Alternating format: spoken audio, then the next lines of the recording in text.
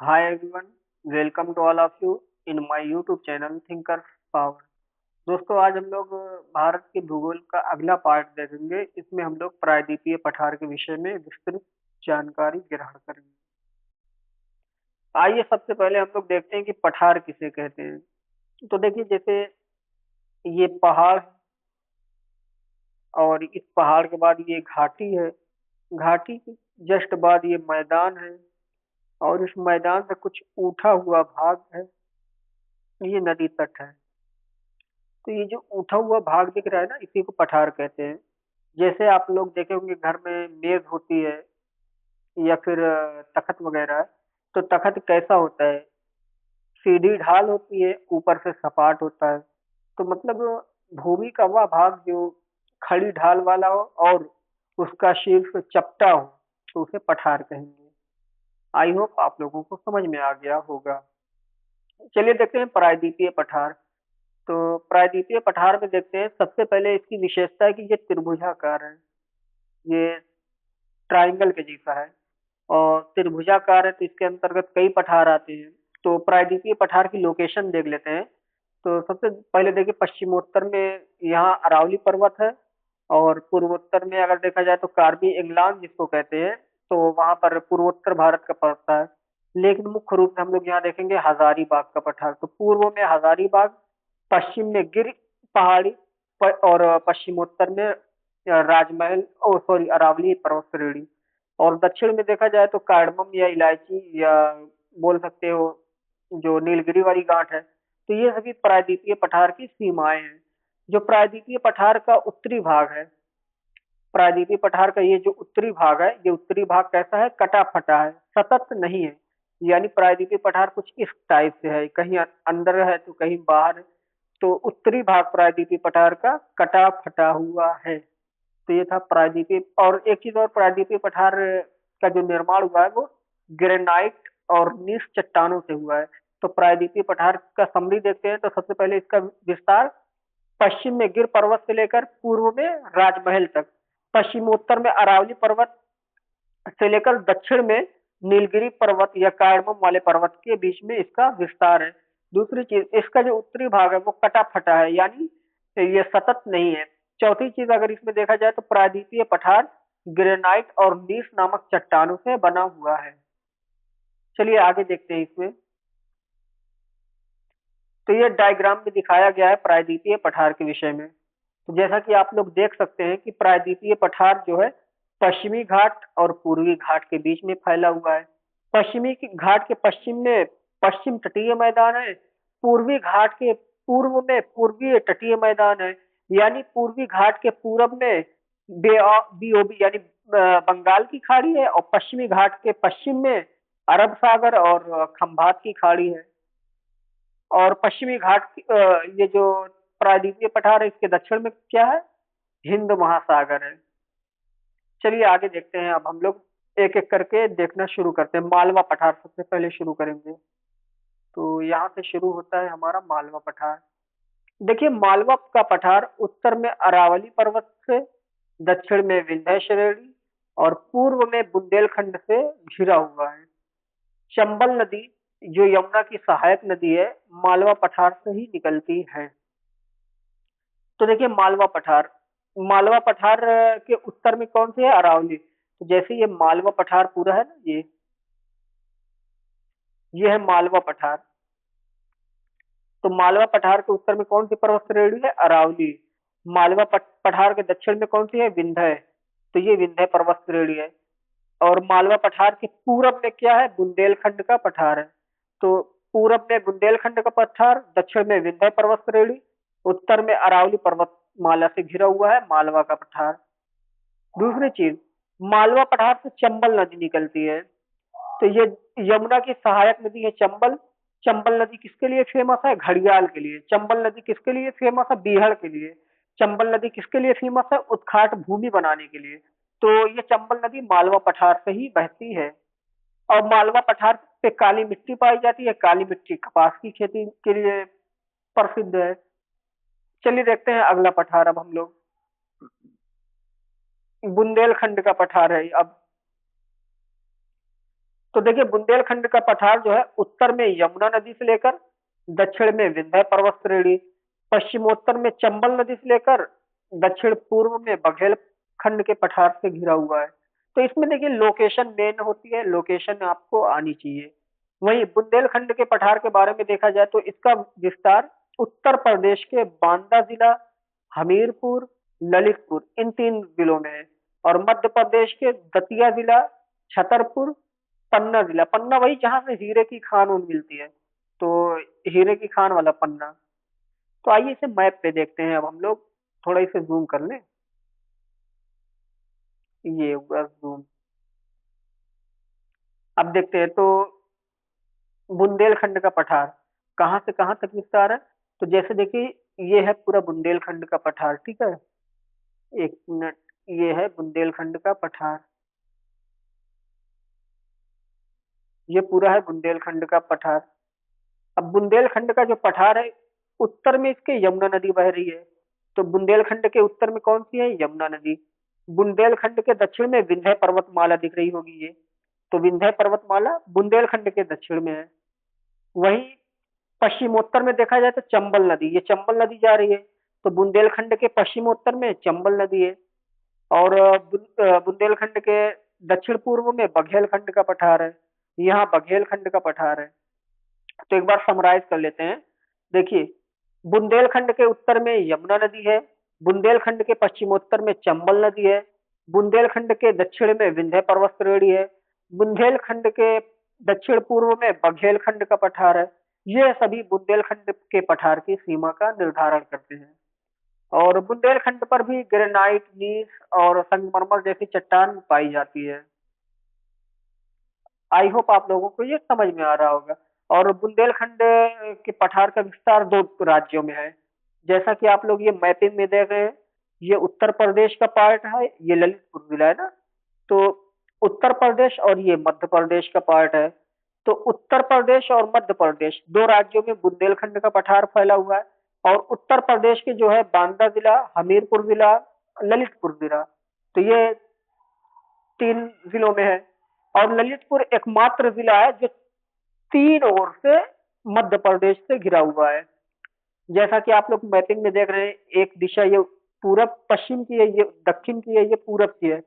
तो ललितपुर एकमात्र उत्तर प्रदेश का जिला है जो 3 दिशाओं से मध्य प्रदेश से घिरा हुआ है। और मध्य प्रदेश के दतिया, छतरपुर, पन्ना ये सभी जिले आते हैं। तो पन्ना किसके लिए फेमस है? हीरे के लिए, हीरे की खदान के लिए। चलिए आगे देखते हैं अब हम लोग। अब है बघेलखंड का पठार।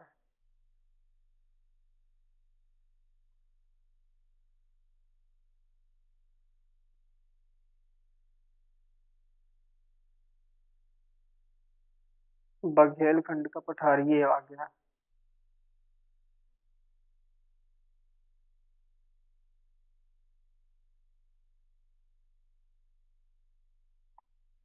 बघेलखंड के पठार के अंतर्गत देखिए मध्य प्रदेश का सतना जिला, रीवा जिला शामिल है। वहीं उत्तर प्रदेश का मिर्जापुर का कुछ भाग बघेलखंड के पठार के अंतर्गत आता है। आइए मैपिंग में देखते हैं हम लोग बघेलखंड का पठार। तो जैसा ये बघेलखंड का पठार है, तो बघेलखंड के दक्षिण पूर्व में कौन सा है? बुंदेलखंड का पठार है।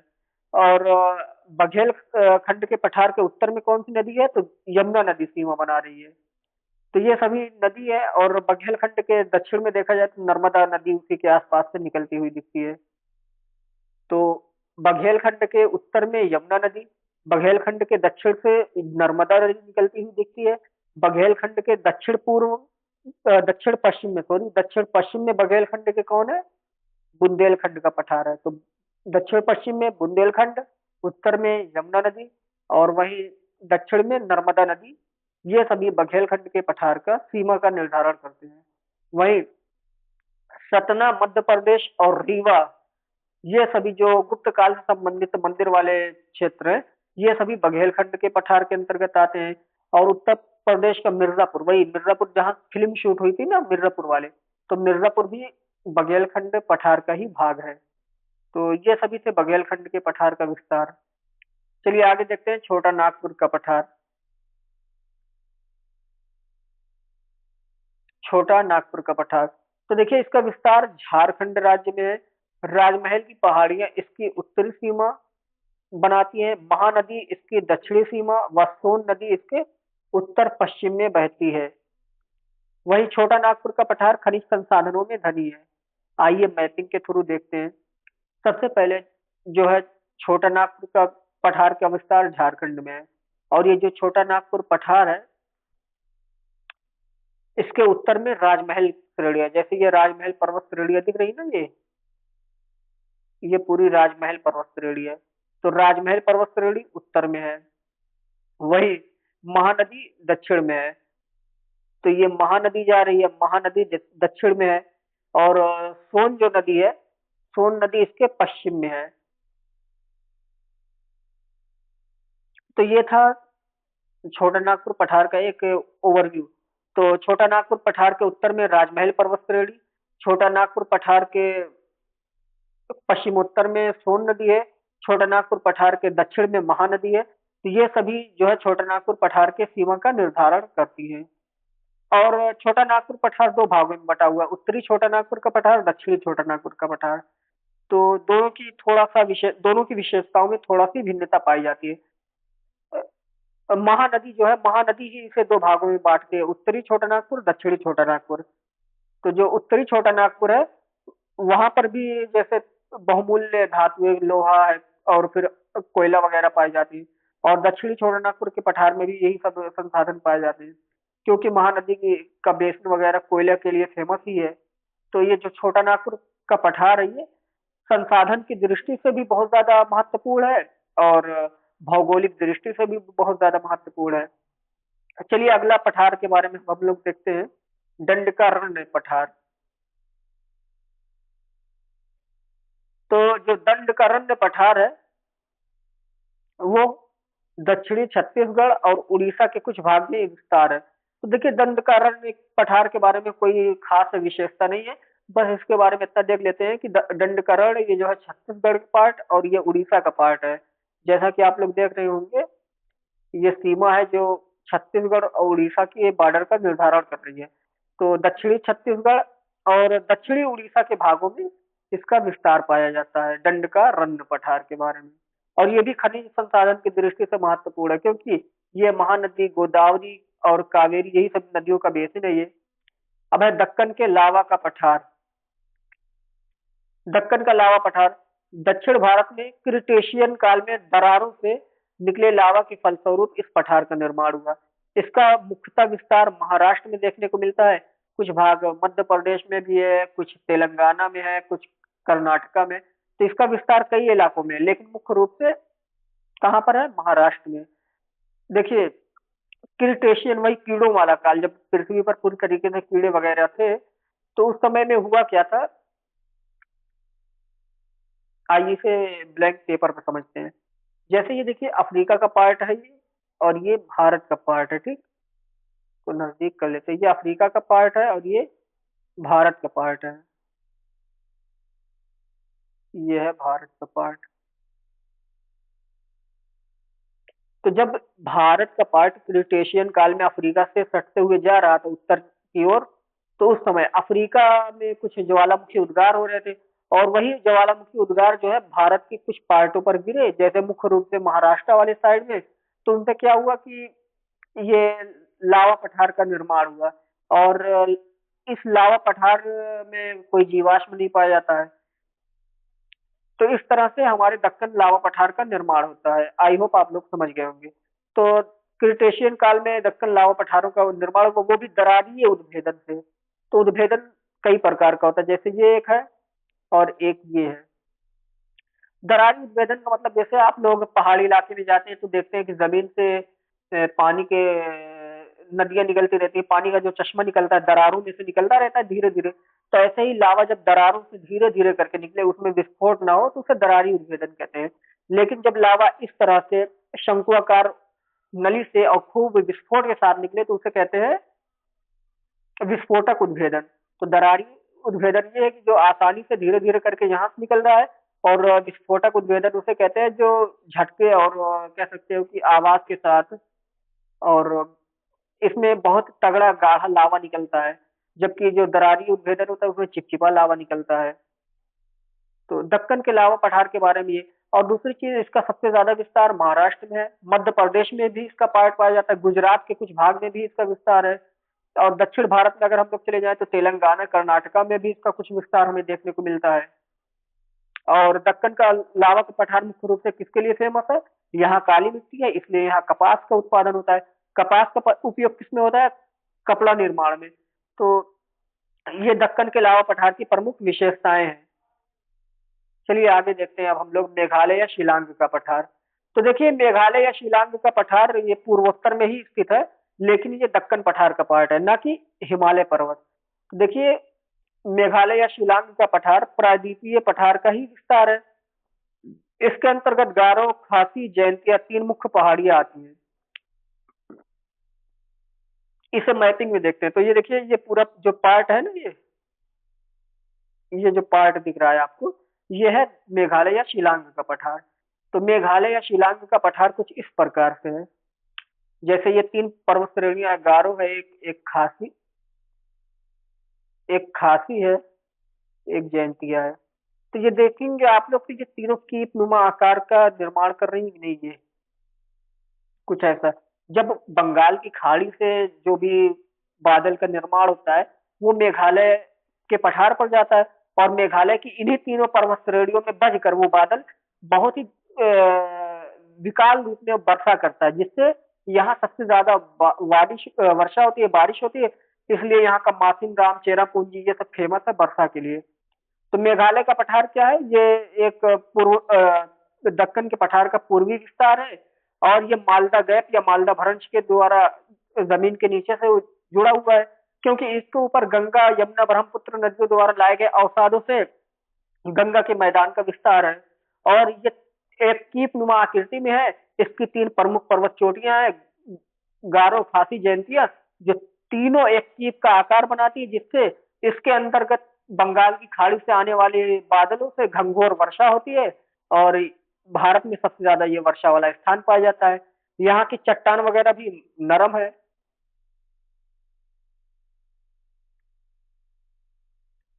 अब आगे हम लोग देखते हैं भारत की पर्वत श्रृंखलाएं। इनका एक भौगोलिक अध्ययन देखेंगे कि भारत में कौन कौन सी पर्वत श्रृंखलाएं पाई जाती हैं।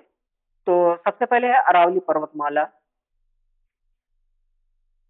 देखिए, भारत नहीं, पूरी दुनिया की सबसे पुरानी पर्वतमाला है अरावली। तो अरावली पालनपुर गुजरात से लेकर दिल्ली रिज या फिर मजनू के टीले तक विस्तार है।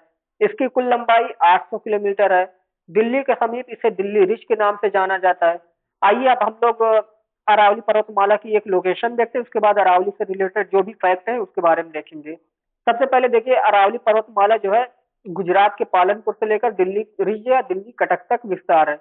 यानी अरावली पर्वतमाला का विस्तार भारत के पश्चिमी इलाकों में है, और भारत में इसका विस्तार है उत्तर से दक्षिण की ओर है। आइए अरावली के बारे में कुछ विशेषताएं जान लेते हैं। सबसे पहले अरावली जो है जलवायु और जल विभाजक दोनों है। जलवायु विभाजक क्यों है? तो देखिए, जैसे ये अरावली पर्वतमाला है, इसके पश्चिम में रेगिस्तान का विस्तार है, इसके पूर्व में मैदानी इलाका है। यहाँ वर्षा कम होती है, यहाँ वर्षा ज्यादा होती है, इसलिए ये जलवायु विभाजक हो गई। दूसरी चीज, अरावली जल विभाजक क्यों है?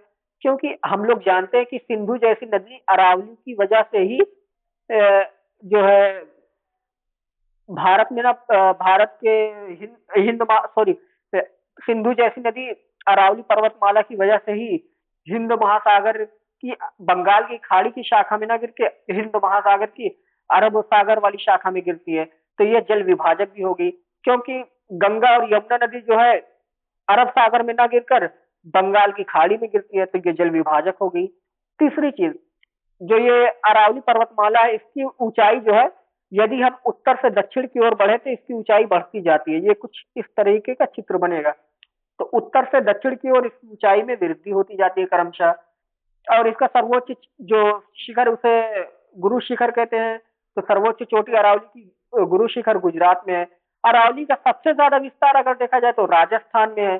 अरावली किन राज्यों से होकर गुजरती है? तो देखा जाए गुजरात से शुरू होती है, राजस्थान, हरियाणा, दिल्ली, तो तीन राज्यों और एक केंद्र शासित प्रदेश में अरावली पर्वतमाला का विस्तार हमें देखने को मिलता है। आई होप आप लोगों को ये सारी चीजें समझ में आई। अरावली कैसी है? वलित पर्वत है। अरावली एक फोल्डेड माउंटेन है, यानी अरावली वलित पर्वत है, और ये अरावली भूसन्नति में इसका विस्तार हुआ है। और दूसरी चीज, अरावली अब जो है मुख्य रूप से एक कह सकते हैं वलित पर्वत तो है ही, लेकिन ये अपरदित वलित पर्वत है, यानी इसका अपक्षय और अपरदन हो चुका है। ये पूरी तरीके से कट पिट चुकी है। ये अपने पुराने स्वरूप में नहीं है, बल्कि ये अपरदनात्मक एक पर्वत श्रेणी है या अपक्षयनात्मक एक पर्वत श्रेणी है। आई होप आप लोगों को ये अरावली के संबंध में सभी प्रमुख विशेषताएं समझ में आ गई होंगी। दोस्तों, आज हम लोग अपना यहीं पर लेक्चर एंड करते हैं। अरावली के बारे में जो भी कुछ प्रमुख प्रमुख तथ्य बचे हुए हैं उनको देख लेते हैं। तो चलिए देखते हैं अरावली के बारे में और जो भी है। तो मैंने बताया कि इसकी सर्वोच्च चोटी गुरु शिखर है और माउंट आबू की पहाड़ी पर स्थित है। तो राजस्थान में माउंट आबू है, उस पर सर्वोच्च चोटी इसकी गुरु शिखर है। और जैन धर्म का प्रसिद्ध धर्म स्थल दिलवाड़ा का जैन तीर्थ स्थल माउंट आबू में स्थित है। तो अरावली जो पर्वतमाला है वो केवल भौगोलिक रूप से ही नहीं महत्वपूर्ण है, बल्कि अरावली जो है एक धार्मिक महत्व भी रखती है। अभी हाल फिलहाल में सुप्रीम कोर्ट का एक फैसला आया था कि जो 100 मीटर से कम ऊंचाई वाली अरावली है उसको काट दिया जाए।